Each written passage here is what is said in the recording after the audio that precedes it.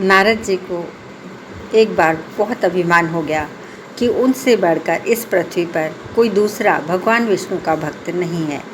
उनका यह व्यवहार भी इस भावना से प्रेरित होकर कुछ बदलने लगा। वे भगवान के गुणों का गान करने के साथ साथ अपने सेवा कार्यों का भी वर्णन करने लगे। भगवान से कोई बात छुपी नहीं रहती है, इसलिए विष्णु भगवान को तुरंत इस बात का पता चल गया।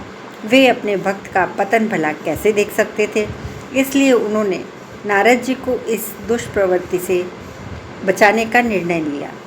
एक दिन नारद जी और भगवान विष्णु साथ साथ वन में जा रहे थे। अचानक विष्णु जी एक वृक्ष के नीचे थक कर बैठ गए और बोले, नारद जी, हम तो थक गए हैं, प्यास भी लगी है, कहीं से पानी मिल जाए तो ले आए। हमसे तो प्यास के मारे चला भी नहीं जा रहा है।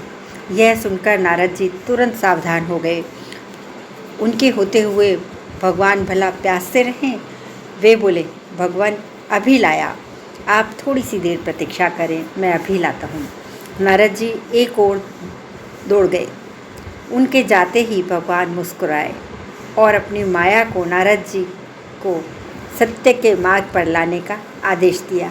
माया शुरू हो गई।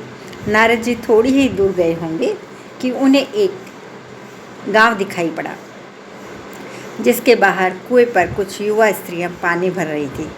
कुएं के पास जब वे पहुँचे तो एक कन्या को देखकर अपने सुध बुध खो बैठे और उस सुंदर कन्या को बस निहारने लगे। यह भी भूल गए कि भगवान के लिए पानी लेने आए थे। कन्या भी नारद जी की भावना समझ गई। वह जल्दी जल्दी जल से घड़ा भरकर अपनी सहेलियों को पीछे छोड़कर घर की ओर लपकी। नारद जी भी उसके पीछे पीछे चले गए। कन्या तो घर के अंदर चली गई, लेकिन नारद जी ने द्वार पर खड़े होकर नारायण नारायण का अलख जगाया। गृह स्वामी नारायण का नाम सुनकर बाहर आए।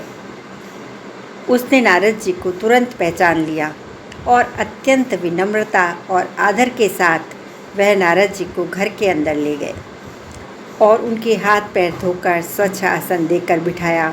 उनकी सेवा सत्कार में कोई कमी नहीं छोड़ी। उनके आगमन से अपने को धन्य बताते हुए गृह स्वामी ने अपने योग्य सेवा के लिए आग्रह किया। नारद जी बोले, आपके घर में जो आपकी कन्या जल का घड़ा लेकर आई हैं अभी अभी, मैं उनसे विवाह करना चाहता हूँ। नारद जी की यह बात सुनकर गृह स्वामी एकदम चकित रह गया, लेकिन उसे प्रसन्नता भी हुई कि मेरी बेटी एक ऐसे महान योगी और संत के पास जाएगी। उसने स्वीकृति प्रदान कर दी और नारद जी को अपने ही घर में रख लिया। 2-4 दिन पश्चात शुभ मुहूर्त में उसने अपनी कन्या का विवाह नारद जी के साथ कर दिया तथा उन्हें गांव में भी उतनी ही धरती का टुकड़ा दे दिया। खेती करके वे आराम से अपना और परिवार का पेट भर सके। अब नारद जी की वीणा एक खूंटी पर टंगी रहती थी, जिसकी ओर उनका ध्यान बहुत कम जाता। अपनी पत्नी के आगे नारायण को वे भूल गए थे। दिन भर खेती में लगे रहते, कभी हल चलाते, कभी पानी देते, कभी बीज बोते तो कभी निराई गुड़ाई करते। जैसे जैसे पौधे बढ़ने की प्रसन्नता का पारावार न रहा। फसलें हर वर्ष पकती कटती, अनाज से उनके कोठार भर जाते। नारद जी गांव के एक संपन्न किसान माने जाने लगे। वर्ष दर वर्ष बीतते चले गए और नारद जी की गृहस्थी भी बढ़ती चली गई। 3-4 संतानें भी हो गई। अब नारद जी को एक क्षण की भी फुर्सत नहीं मिलती थी। वे हर समय बच्चों के पालन पोषण, पढ़ाई लिखाई में लगे रहते अथवा खेत के काम में लगे रहते थे। अचानक एक बार तेज़ बारिश हुई, जिसने कि कुछ दिनों तक बंद होने का नाम ही नहीं लिया। बादलों की गरज और बिजली की कड़क ने सबके हृदय में भय उत्पन्न कर दिया। मूसलाधार वर्षा ने गांव के पास बहने वाली नदी में बाढ़ की स्थिति पैदा कर दी। चारों ओर पानी ही पानी फैल गया। कच्चे पक्के सभी मकान ढहने लगे। घर का सामान बह गया। पशु भी डूब गए। कितने व्यक्ति भी मारे गए। गांव में त्राही त्राही मच गई। नारद अब क्या करें? उन्होंने भी घर में जो थोड़ा कीमती सामान बचा था उसकी गठरी बांधी और अपनी पत्नी तथा बच्चों को लेकर जान बचाने के लिए पानी में से होते हुए बाहर निकल गए। नारद जी की बगल में गठरी थामे एक हाथ में एक बच्चे को पकड़े और दूसरे हाथ में अपनी पत्नी को संभाले हुए थे। पत्नी भी एक बच्चे को और एक हाथ पकड़े हुए धीरे धीरे आगे चल रही थी। पानी का बहाव अत्यंत तेज था और वह भी पता नहीं चल रहा था कि कहाँ गड्ढा है, कहाँ टीला है। अचानक नारद जी ने एक ठोकर खाई और गठरी बगल से निकलकर बह गई। नारद जी की गठरी कैसे पकड़ते, दोनों हाथ तो घिरे हुए थे। मन में मसोस कर सोचा फिर कमा लेंगे।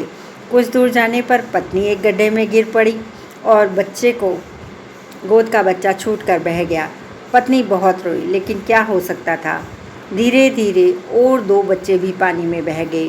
उन्होंने बहुत कोशिश की बचाने की, लेकिन कुछ नहीं हो सका। वह उनको नहीं बचा सके।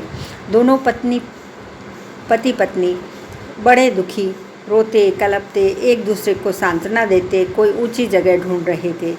एक जगह आगे चलकर दोनों एक गड्ढे में समा गए। नारद जी तो किसी प्रकार गड्ढे से निकल आए, मगर उनकी पत्नी का पता ही नहीं चला कि कहाँ गई। कुछ देर बाद नारद जी उसे इधर उधर दूर दूर तक ढूंढते रहे, लेकिन व्यर्थ। रोते रोते उनका बुरा हाल था। हृदय पत्नी और बच्चों को याद करके जैसे फटा जा रहा था।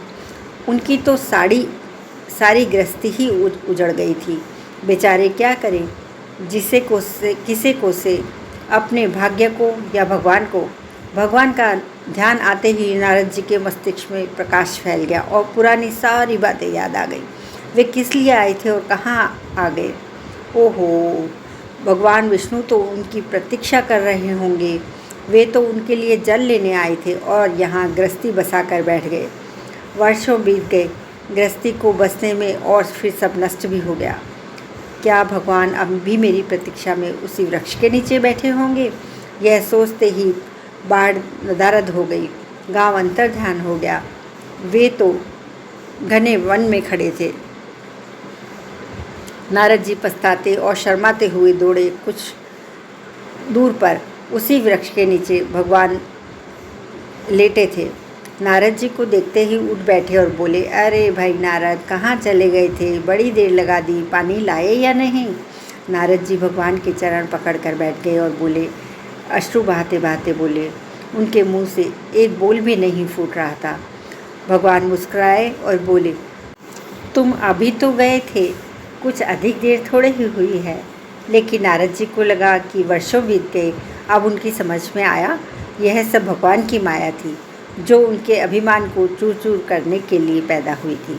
वे सोचने लगे, उन्हें बड़ा घमंड था कि उनसे बढ़कर त्रिलोक में कोई दूसरा भक्त नहीं है।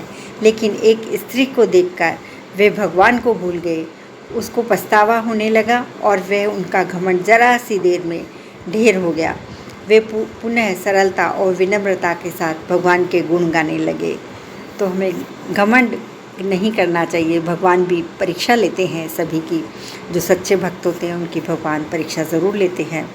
तो जो आपका पहले काम हो उसी काम को आप पूरा करें, दूसरे कार्यों में भटक ना जाएं। यही इस कहानी का सार है।